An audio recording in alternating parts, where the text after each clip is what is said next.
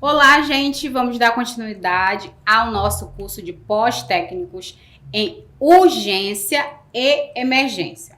Hoje nós vamos falar no nosso tema, o nosso tópico é o 5, tá? De acordo com o material didático de vocês.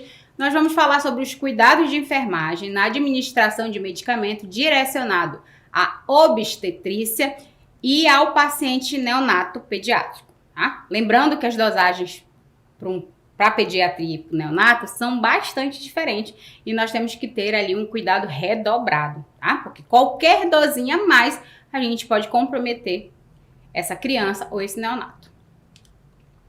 Então vamos lá, né? Sabe-se que as modificações bioquímicas e fisiológicas acontecem desde o momento do nascimento até a fase adulta, que essas mudanças influenciam, né? Influenciam em todo o processo de desenvolvimento. De forma importante, os mecanismos de absorção, distribuição, metabolização e excreção dos produtos farmacêuticos. Quem teve a aula de farmacologia consegue entender todo esse processo aí. É para saber, né? Então vamos lá. Entende-se que por esse motivo, né, que as fases de desenvolvimento do indivíduo integram uma das principais, né, variáveis que podem interferir na metabolização do medicamento e, portanto, nos efeitos no organismo.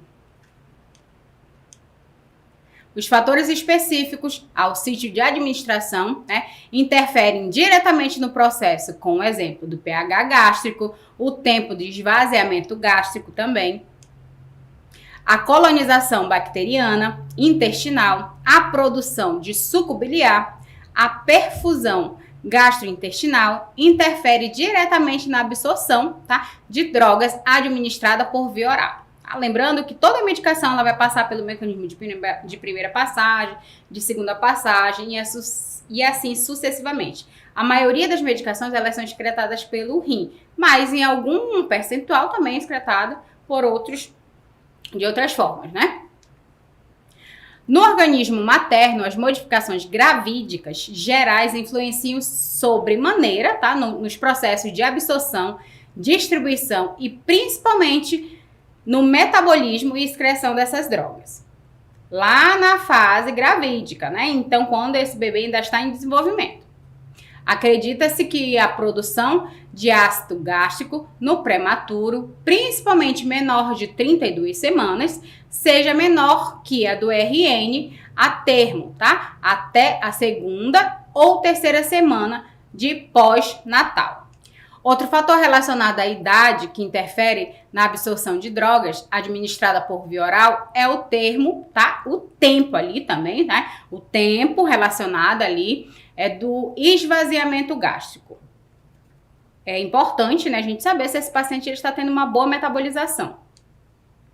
Geralmente, né, acontece ali lento nos prematuros, de 6 a 8 horas, né, acarretando ali por uma demora na liberação da droga. Tá? Para o lume intestinal, o pico de concentração sérica de drogas mais tardiamente. Então, significa que essa droga, ela fica mais tempo no organismo para ser liberado, o que não nos serve, né? É por isso que o nosso corpo absorve o que é bom e ele vai excretar aquilo ali que não serve para o nosso corpo. Nosso corpo é extremamente inteligente. A absorção de drogas administrada por via subcutânea e intramuscular não é uma boa, tá? Nos prematuros, em função do baixo fluxo, tá, de regional ali, tá, de sangue e na baixa reserva muscular. Então, essa criança ela ainda não tem uma boa musculatura para absorver, né? Tem medicamentos em que não se pode administrar por conta da quantidade. Geralmente os bebês prematuros, eles ainda não estão com todos os seus órgãos bem desenvolvidos, né? A musculatura dele também não aguenta a quantidade de medicação. Então, é importante, né, a gente lembrar que a via de administração subcutânea e intramuscular, ali não é uma boa, né, não é uma boa ideia para a gente fazer, se for preciso, né, se o benefício for maior que o malefício, se faz, tá? Os cuidados do uso de medicamento durante a gravidez. Isso acontece muito, tá? É uma pergunta bem recorrente nas consultas de pré-natal. As mães têm muitas dúvidas, né? No que se pode tomar, no que se pode não tomar. E tem medo também, né, de tomar essas medicações. E isso não é ruim, tá? A mulher, quando está grávida, todo o sistema dela fica diferente. O processo de absorção é outro, né? Não é só ela. Tudo que ela for colocar para dentro do corpo dela, o bebê também vai absorver. E tem medicamentos que não podem ser usados durante a gravidez, porque eles podem se tornar abortivos. O uso inadequado dos medicamentos pode trazer risco à saúde do usuário e tornar-se isso uma ação terapêutica. Uma das estratégias para que o uso não ocorra é a efetivação e orientação médica, tornando-se um dos pilares que se deve trabalhar para o uso correto, tá, dos diversos tipos de medicação. Então, quer dizer que a grávida só pode tomar qualquer medicamento se for orientada pelo médico ou pela enfermeira que estiver acompanhando o pré-natal, tá? Lembrando que se faz o pré-natal na unidade básica de saúde, uma consulta com o médico, uma consulta com a enfermeira. Fora isso, qualquer medicamento que ela for usar, ela precisa ter a orientação, a forma que ela pode usar, se ela pode usar, para não trazer danos. A gestação é considerada uma situação de alto risco e o uso de medicamento nessa etapa da vida deve estar avaliada, né, com cautela, considerando a segurança da mulher e do feto. É isso que nós temos que entender. Antigamente, lá atrás, se entendia que só estava cuidando de uma pessoa, né, um paciente. Hoje não. Hoje, a literatura fala que você está com duas vidas na sua mão, né? A da criança, o do feto e a mãe. Então, você não tem que cuidar só da mãe, nem só do bebê. Então, o bebê ele pode estar desenvolvendo bem, mas essa mulher está ficando debilitada. Então, nós temos que ter o parâmetro, né? Temos que ter a média em que os dois precisam estar muito bem para que essa gravidez ela seja uma gravidez tranquila. E a criança possa desenvolver da melhor forma possível. Então, acontece, deixa eu botar aqui um pouquinho, né? Nós temos que considerar a segurança da mulher e do feto também, tá? Uma vez que pode estar associada à ocorrência de aborto, como eu falei lá no início, tem medicações que você não pode tomar, tá?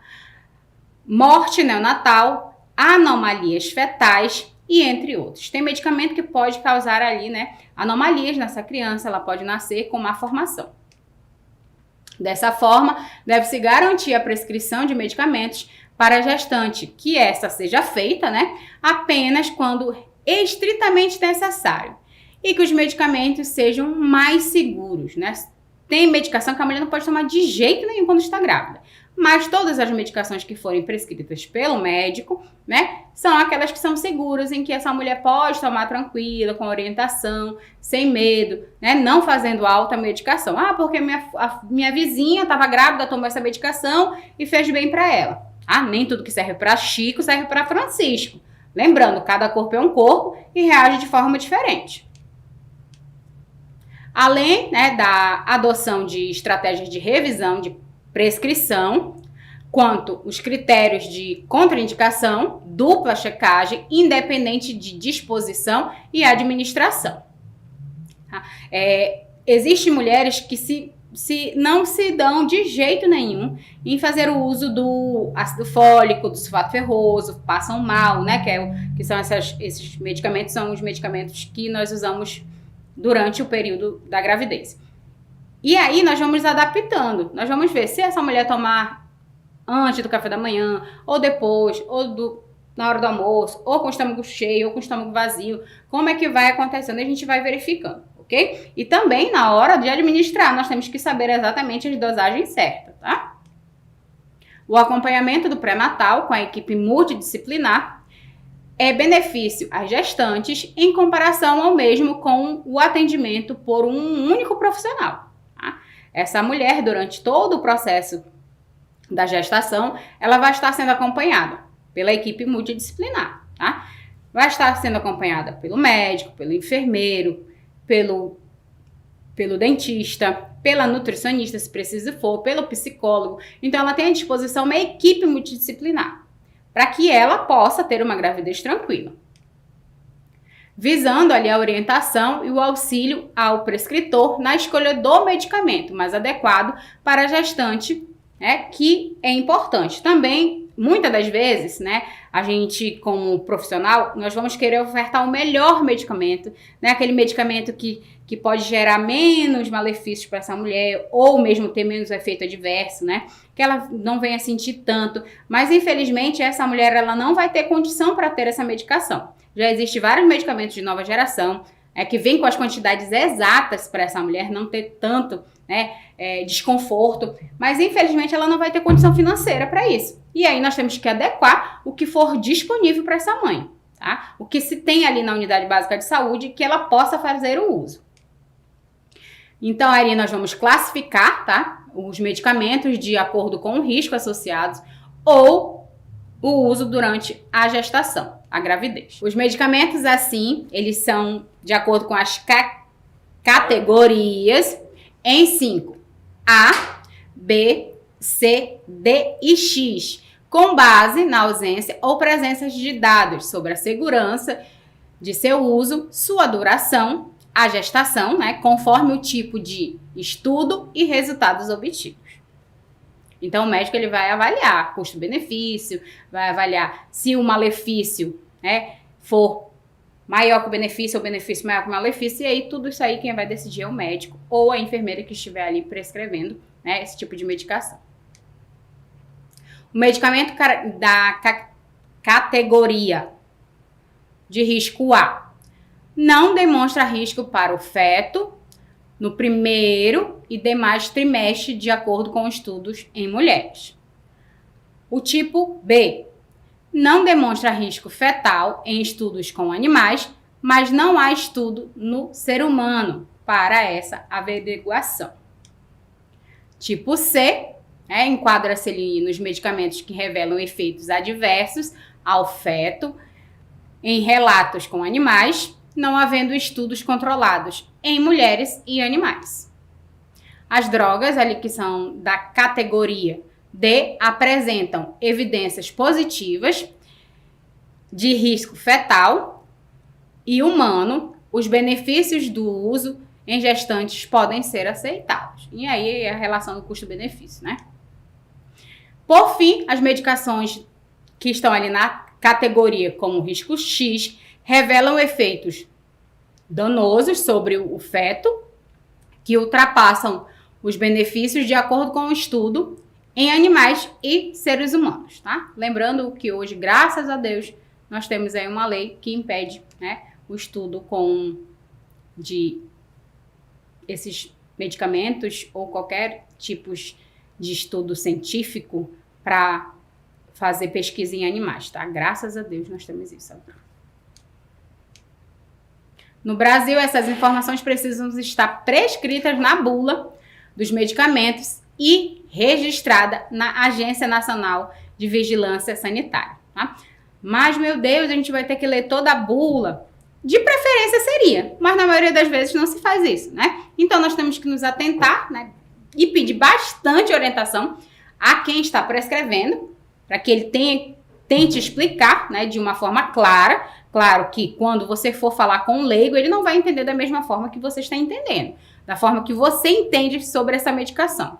Então, você vai passar de uma forma clara e objetiva para essa mãe, para que ela consiga entender, né, o benefício, o malefício, a melhor hora para tomar, se de estômago vazio, se de estômago cheio, sem jejum ou não, se pode ser tomado à tarde, se vai ser melhor ela tomar à noite. Então, isso tudo a gente tem que orientar a grávida, né?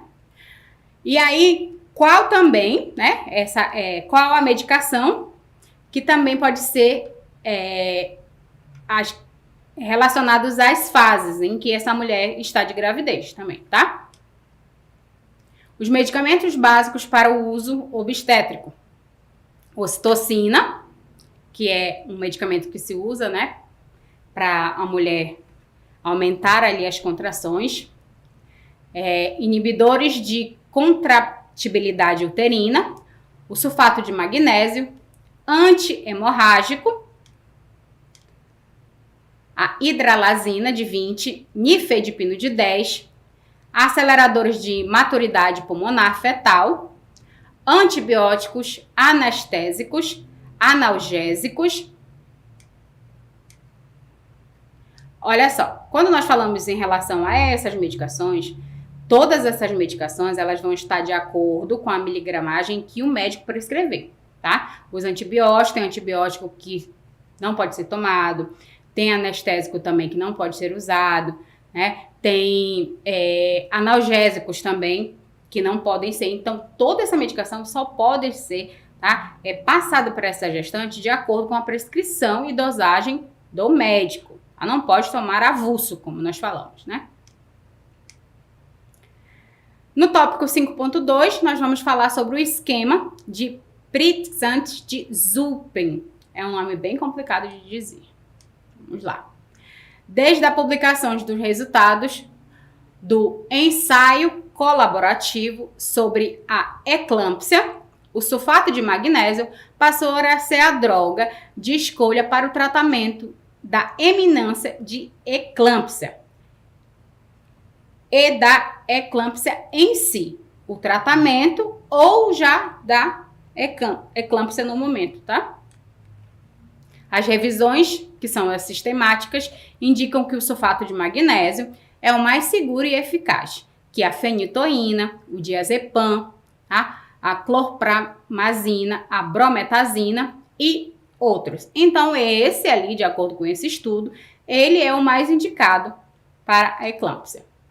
Para a prevenção de convulsões recorrentes em eclâmpsia, além de ter baixo custo, facilidade de administração e não causa a sedação. Todos os outros, né, eles são sedativos e eles podem causar ali a sedação e essa mulher pode, né, ficar muito relaxada.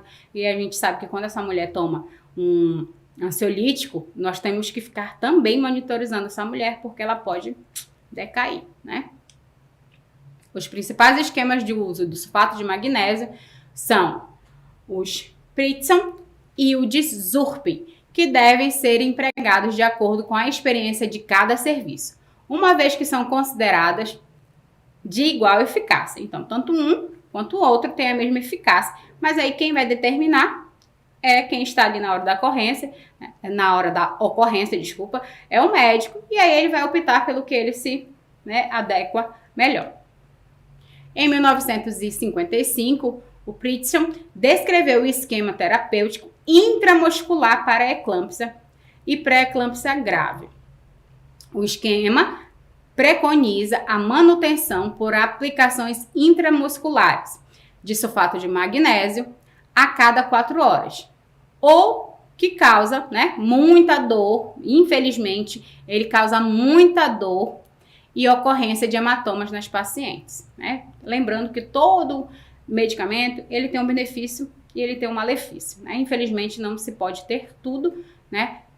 Todo medicamento, ele vai causar ali algum dano no seu organismo, mas a gente sempre vai priorizar pelo benefício, né? Se ele te der mais benefício, nós vamos continuar. Se estiver dando muito malefício, nós vamos trocar para outra medicação e é assim que a gente consiga estabilizar essa mulher. A maioria dos centros de saúde do mundo, né, utiliza esse esquema criado, né, em 1966, endovenosa, 4 mg de sulfato de magnésio com manutenção de 1 a 2 gramas em bomba de infusão. Então, nós vamos fazer ali o uso da bomba de infusão, né, para que a gente consiga manter, né, essa dosagem aí bem equilibrada. No tópico 5.3, nós vamos falar sobre os fármacos interventores do parto. Aqueles medicamentos que nós usamos ali para acelerar o parto, né, dessa mãe. No início do trabalho do parto, né, caracterizados pela presença de contrações uterinas espontâneas e alguns sinais específicos. Quando, a propósito de acelerar esse processo, devido a alguma intercorrência, utiliza-se os métodos de estímulos exógenos, entre eles a ocitocina e nisoprostol. A ocitocina é muito utilizada, tá? A condução do parto, de forma espontânea, ocorre com a dilatação uterina progressiva, naturalmente, tá? Se não for preciso fazer o uso da medicação, que são ali acometidas com contrações dolorosas e regulares. Existem mulheres que ficam 10, 12 horas em trabalho de parto. Quando né, essa mulher ela está tendo um parto prematuro, está em algum desses fatores desregulados. O medicamento interventor pode auxiliar na normalização. Então, quando esse bebê não está pronto para nascer, nós vamos tentar segurar esse parto, mas que ele fique, que demore o mais tempo possível. Claro que nós vamos ver todos os fatores. Se é melhor que esse bebê nasça logo e a gente consiga estabilizar ele fora, ou se é melhor que ele fique ali e a gente vai conseguir ainda aguentar, retardar esse parto, né? Para que a criança se desenvolva, que o pulmão amadureça, para que essa criança não tenha nenhum dano, né? A ocitocina, em sua forma sintética, é um fármaco mais utilizado para a condução do trabalho do parto, pois a sua fórmula é idêntica ao hormônio natural, que é armazenado no nosso lóbulo posterior da hipófise e liberado para a circulação sistêmica em resposta ao trabalho do parto, né? Então, esse trabalho em que a mulher está, né, de parto, o nosso corpo ele já libera, tá, esse hormônio, a ocitocina, mas também nós podemos, né, introduzir esse hormônio na mulher para que acelere esse processo. O misoprostol, por sua vez, é o análogo sintético, tá, de prostaglandina E1, sendo utilizado principalmente para a indução do trabalho de parto, pois relaxa a musculatura lisa da cérvix e facilita a dilatação, com consequência a promoção de contração uterina e a maturação do colo uterino. Lembrando, gente, importantíssimo, tá? Que toda vez que vocês forem administrar uma medicação, a gente precisa lembrar, tá? Daqueles acertos, tá? Paciente certo, hora certa, dosagem certa, medicamento certo, tá? Isso aí nunca é demais pra gente lembrar, tá? Porque qualquer erro a gente pode comprometer a vida do nosso paciente. No tópico 5.4, medicamentos utilizados para urgência e emergência em paciente neonato e pediátrico. Vamos falar sobre os medicamentos que são mais utilizados, tá? Aminofilina, teofilina, citrato de cafeína, dexametasona, sulfactante, os antibióticos, os antimicrobianos, exemplo, que é o metronidazol, os antifúngicos, como fluconazol, a ação do sistema cardiovascular, aí nós vamos ter dopamina, epinefrina, o ibuprofeno, a ação do sistema nervoso central, né, que aí nós vamos ter o fentanil, a morfina, diurético, nós vamos ter a espirulactona e também a furosemida. Dentro dessas medicações, né, todos esses medicamentos, eles vão ser associados ao que está acontecendo no momento com esse paciente, tá? Com esse neonato. Então, o médico vai prescrever, lembrando que na hora da urgência e emergência, nós não vamos estar cobrando receita do médico, certo? Mas depois do ocorrido, nós temos que ter em mente tudo o que foi feito nesse paciente, para que a gente possa lá, não, doutor, vamos lá, prescreva aqui, foi administrado isso, foi feito isso, agora me dê a receita que eu preciso para que eu possa ter, né, como prova ali que foi solicitado, que não foi da minha cabeça de ter administrado nesse paciente, tá? Isso é uma forma de resguardar. O carro ou maleta de emergência deve conter os medicamentos básicos como antiarritmínico, antihipertensivo, antihistamínico, né, os benzodiazepínicos, os broncodilatadores, todos esses medicamentos, eles precisam estar dentro do carrinho ou dentro da maleta, tá? Para o atendimento. Corticoide, diurético, broncodilatador, vasodilatador, os anticonvulsivos, a glicose, soro fisiológico e todos os outros que são importantes, tá? Mas esses são os principais e precisam estar organizados de forma que vocês não se atrapalhem ali na hora de estar auxiliando o enfermeiro ou o médico. Os equipamentos como o ambu, né, que são os insumos, máscara, o laringo, o completo, tá? Ele precisa estar completinho, então nós vamos ter que verificar isso quando chegar no plantão. Com couve, com cotonde, com cândulas de guedé, o fio de guia estéreo, as bandejas para os procedimentos invasivos, com local de fácil acesso, tá? Precisa estar ali tudo pronto, tá? As gavetas de emergência, para estar dentro do carrinho de parada, né, que está lá na UTI, ela vai ter, primeiro, na primeira gaveta, os medicamentos. Vão ter os medicamentos, água destilada, atropina, bicarbonato de sódio, dexametasona, dopubatamina, né, precisa estar lá, adenosina, todos esses medicamentos eles precisam estar na primeira gaveta. É muito medicamento para a gente gravar? É, mas a rotina, né, todo dia repetindo, eu sempre falo que a enfermagem, ela é repetição, né? Você, em qualquer setor que você tiver, você só vai estar bem craque quando você repetir, como qualquer outro trabalho, né? A repetição leva à perfeição.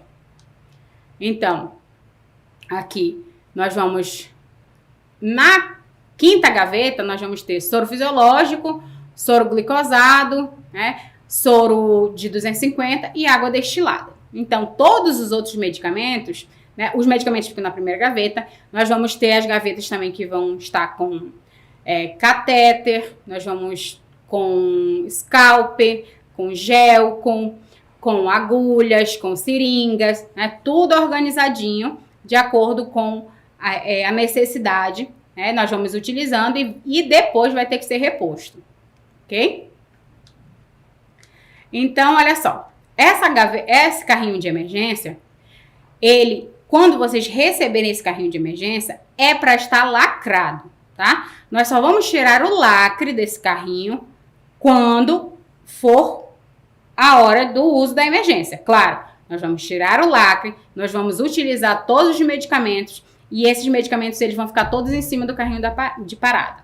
Quando acabar, a farmácia vai vir fazer a conferência de tudo que foi utilizado, vai repor tudo que estiver faltando e vai lacrar novamente esse carrinho. Por quê? Porque nesse carrinho ficam vários medicamentos, tá? Que são perigosos de estar aberto ali. E também tem medicamento caro. Então, precisa ter uma contagem, né? A farmácia vai fazer a contagem. Tá aqui, deixa lá a listinha. Olha, tem tanto, tanto, tanto. Quando voltar, que acabar a ocorrência, é por isso que também é importante ter a receita. Ele vai ter a receita, foi usado isso, tá aqui, bateu, tá tudo direitinho. Se não, vai ter que dar conta das medicações, porque precisa estar ali feito o checklist, ok? Então, gente, muito obrigada por mais esse vídeo. Eu espero que vocês tenham gostado da nossa aula e a gente se vê no nosso próximo vídeo. Beijo, tchau!